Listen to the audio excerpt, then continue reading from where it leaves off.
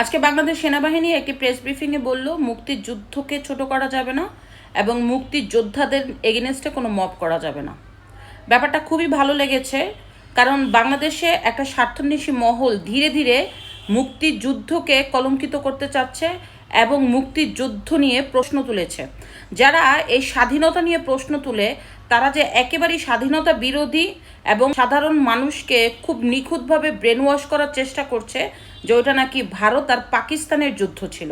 পৃথিবীর ইতিহাসে কোথাও কখনো আমরা দেখি নাই যে তাদের স্বাধীনতা নিয়ে প্রশ্ন তুলে, একমাত্র বাংলাদেশে স্বাধীনতা নিয়ে প্রশ্ন তোলে। আমার পাশের রাষ্ট্র ভারত, তারা কিন্তু স্বাধীনতা নিয়ে প্রশ্ন তোলে না, তারা প্রাউড ফিল করে তাদের স্বাধীনতা নিয়ে। এরপরে যদি যাই পাকিস্তানের দিকে, পাকিস্তানও কিন্তু তারা প্রাউড ফিল করে তাদের স্বাধীনতা নিয়ে। অথচ আমাদের স্বাধীনতা নিয়ে খুব নিখুঁতভাবে স্বাধীনতা বিরোধী শক্তি প্রশ্ন তুলে দিচ্ছে যে মুক্তিযুদ্ধ নাকি ভুল ছিল। দেখেন, যখন 47 সনে আমরা এই পাকিস্তান দুই ভাগে ভাগ হয়, পশ্চিম পাকিস্তান এবং পূর্ব পাকিস্তান, তৎকালীন সময় 24 বছর পশ্চিম পাকিস্তান এই পূর্ব পাকিস্তানকে ছোট করে রেখেছিল। এই পূর্ব পাকিস্তানের মানুষকে সবসময় ছোট জাত বলতো।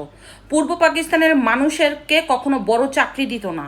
পূর্ব পাকিস্তানে যেই কষ্ট করে পাট উৎপাদন করত আর এই পাটকে রপ্তানি করে যে বৈদেশিক মুদ্রা আসতো, সম্পূর্ণটাই এই পাকিস্তানিরা বিনিয়োগ করত ওই পশ্চিম পাকিস্তানের উন্নয়ন কাজে।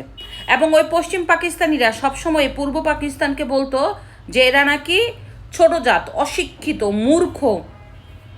যখন এই অত্যাচার শেষ সীমানা যায় তখনই কিন্তু সাধারণ মানুষ দলমত নির্বিশেষে মুক্তিযুদ্ধে অংশগ্রহণ করে। 1971 সালে মহান মুক্তিযুদ্ধ কখনো ধর্ম নিয়ে কিন্তু হয়নি, অথচ তখনও ধর্মকে ব্যবহার করে একটা স্বার্থান্বেষী মহল বাংলাদেশ বিরোধী ছিল, তাদের অজুহাত ছিল ভারত।